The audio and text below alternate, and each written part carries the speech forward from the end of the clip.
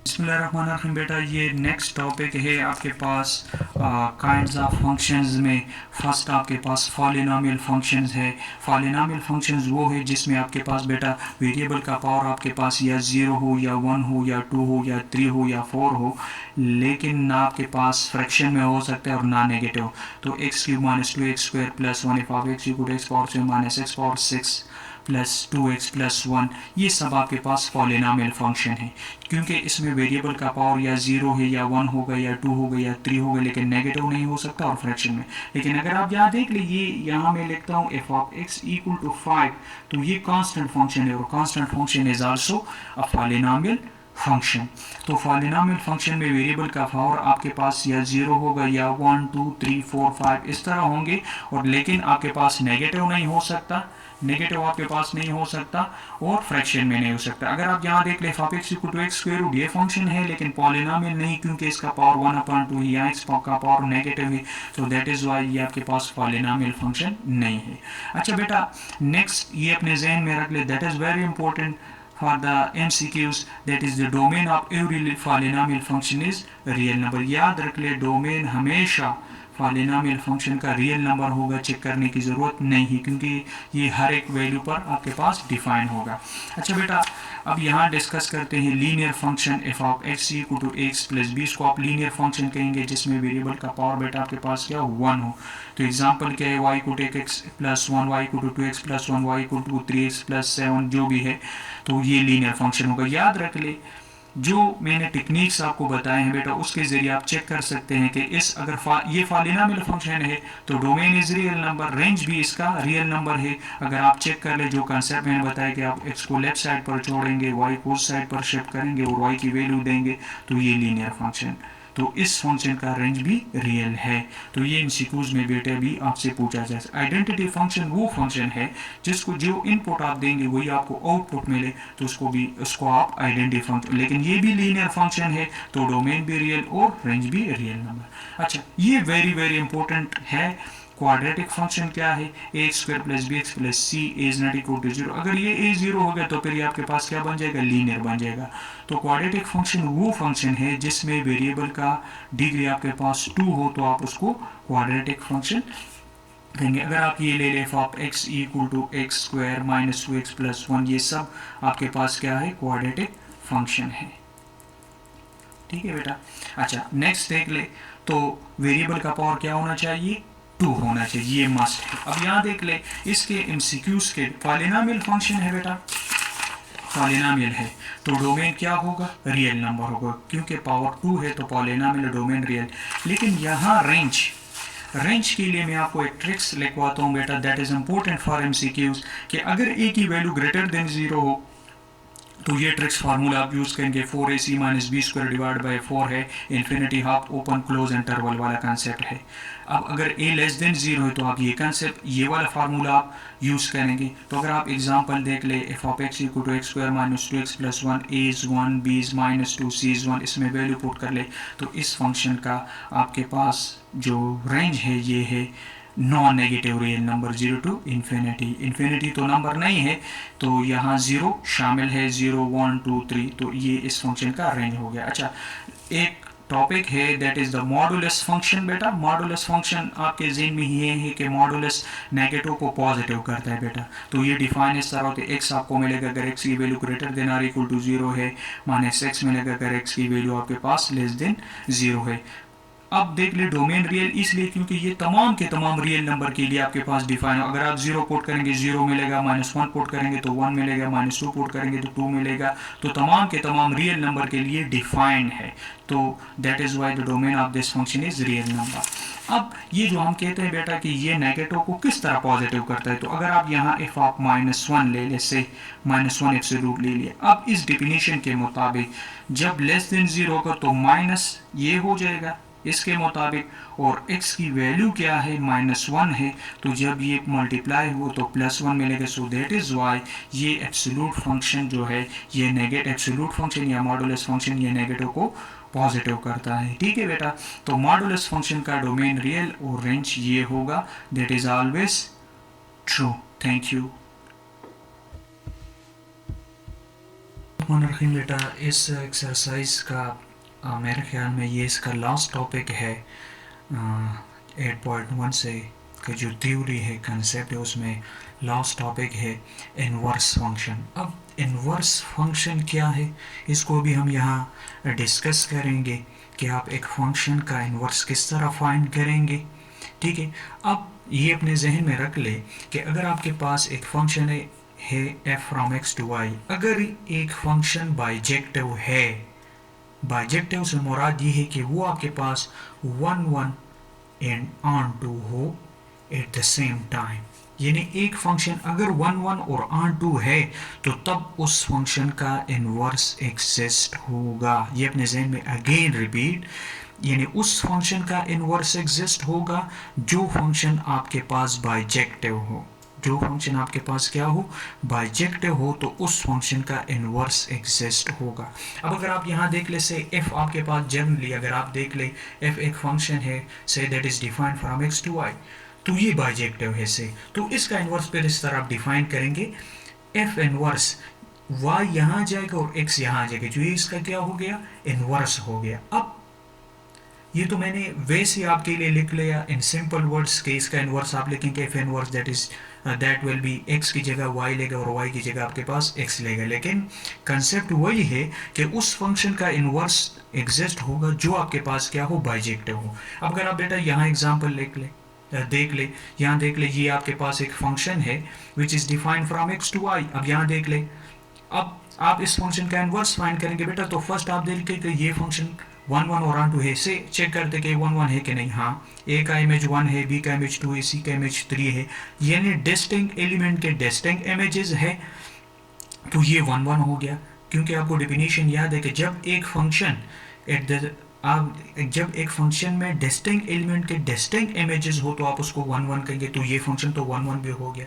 अब आप चेक करते हैं, यहाँ हम चेक करते हैं कि आया ये आपके पास ऑन टू है कि नहीं, क्योंकि इनवर्स के लिए कंडीशन है कि आप उस फंक्शन का इनवर्स फाइंड कर सकते हैं बेटा जो फंक्शन आपके पास क्या हो, बाइजेक्टिव। से चेक करते हैं ऑन टू के लिए क्या हमने पढ़ा था कि यहाँ आपके पास कोडोमेन और रेंज बराबर होगा, यानी यहाँ कोई एलिमेंट मिस नहीं होगा, तो यहाँ कोई भी एलिमेंट मिस नहीं है, तो ये फंक्शन आपके पास ऑन टू है।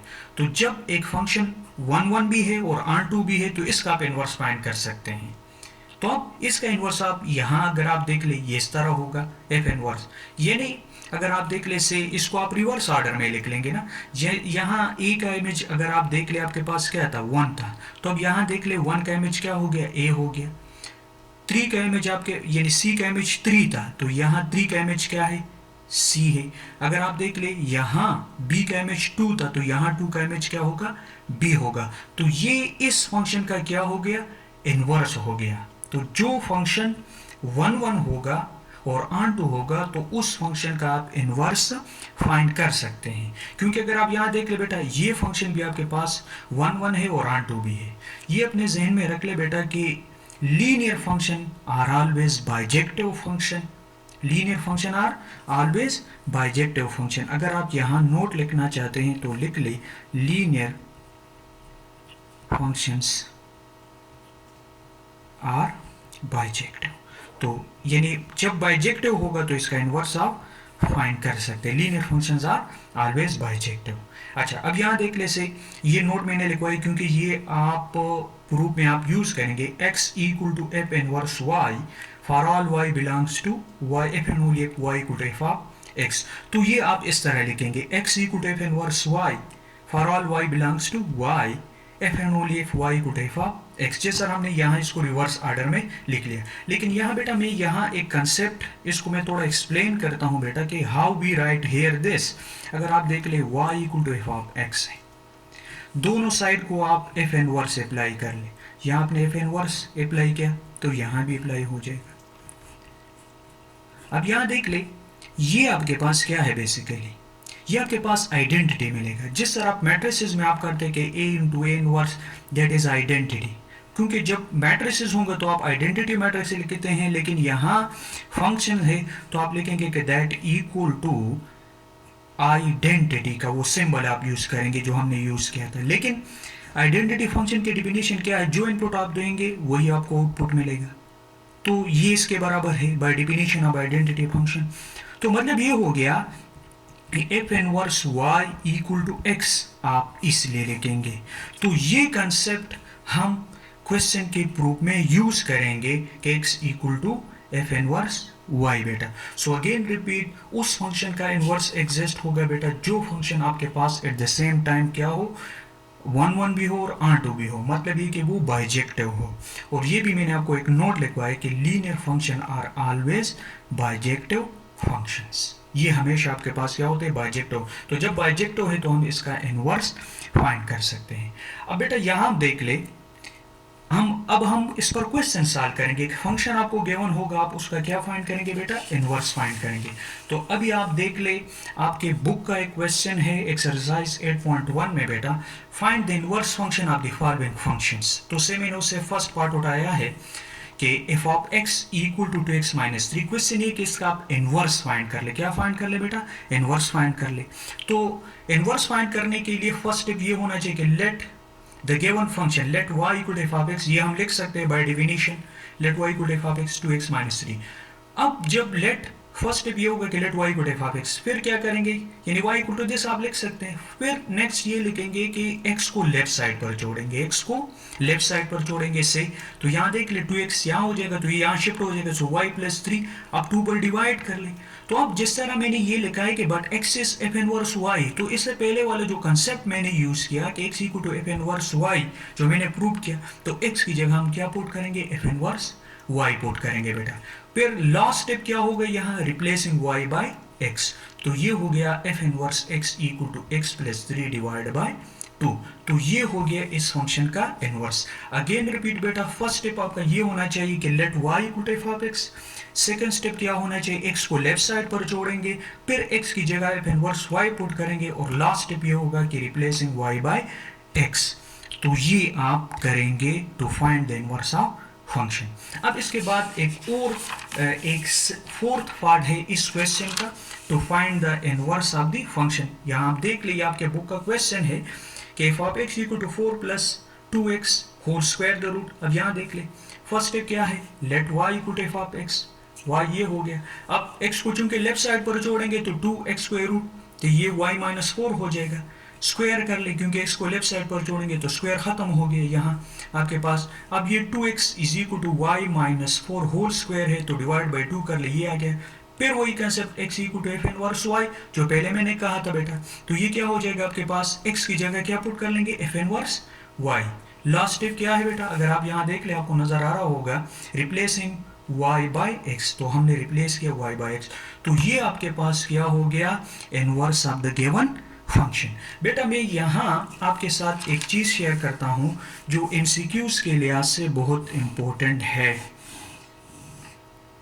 अगर आपके पास ये ट्रिक्स है टू फाइंड इनवर्स, अगर एफ ऑफ एक्स बराबर है से a x power N plus B,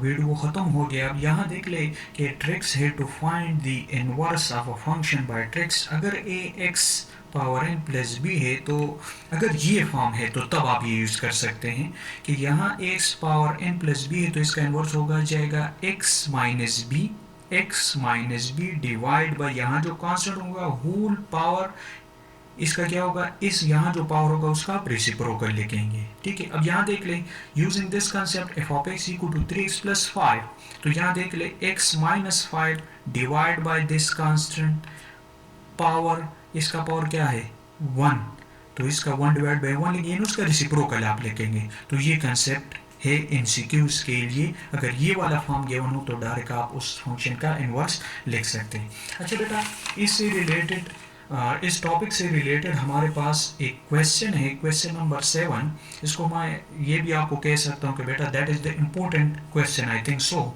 आप देख ले क्वेश्चन नंबर 7 में ये है कि अगर एफ ऑफ एक्स बराबर है x minus 4 divide by x minus 3 के, now find what domain in the range of f दो second part is domain in range of F inverse, यानी उसके इनवर्स का डोमेन आप और रेंज फाइंड करें। अब यहाँ बेटा देख ले एफ ऑफ एक्स गिवन है, so we have to find first domain.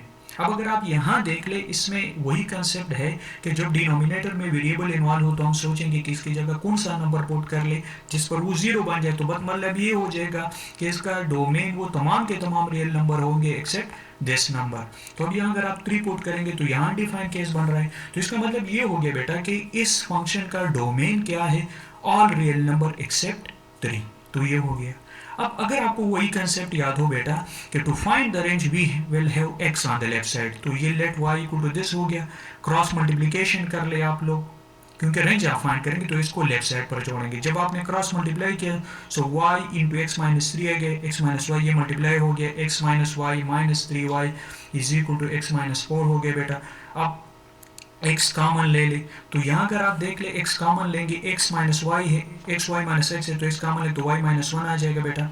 अब यहाँ y माइनस 1 पर डिवाइड कर ले, so we get x is equal to 3y minus 4 divide by y minus 1। तो अगर बेटा आप यहाँ देख ले ये कौन से नंबर पर अनडिफाइंड बन रहे हैं, 1 पर, then it is undefined. If y equal to 1 then it is undefined, so therefore 1 पर अनडिफाइंड है, तो इस फंक्शन का रेंज क्या हो गया, ऑल रियल नंबर एक्सेप्ट 1। तो अगर आपको याद हो जब आप रेंज फाइंड करेंगे तो x को लेफ्ट साइड पर जोड़ेंगे, ठीक है, फिर आप देखेंगे कि जिस नंबर पर वो अनडिफाइंड है तो वो वही वाला वैल्यू आपके पास उस फंक्शन के रेंज में नहीं आएगा, ठीक है। तो ये first part of this question हो गया। अब सेकंड पार्ट ये है कि इसमें आपने डोमेन और रेंज फाइंड किया। अब सेकंड पार्ट ये है कि आप इसका क्या फाइंड कर ले बेटा, रेंज फाइंड कर ले। इसका क्या फाइंड कर ले बेटा, रेंज। तो अब हम इस फंक्शन का क्या फाइंड करेंगे, रेंज। तो अगर आप देख ले सेकंड पार्ट में बेटा, सेकंड पार्ट यहाँ देख ले, अगर आप देख ले ये f है, क्योंकि आप उसके इनवर्स फंक्शन का डोमेन और रेंज आप लिखेंगे, ये से f यही फंक्शन है that is defined from x to y, जो कंसेप्ट मैंने यूज किया था बेटा। अब इनवर्स y टू x होगा, तो इन सिंपल वर्ड्स डोमेन की जगह रेंज लिखेंगे और रेंज की जगह डोमेन। लेकिन अगर आप देख ले उस गिवन फंक्शन का डोमेन ये है,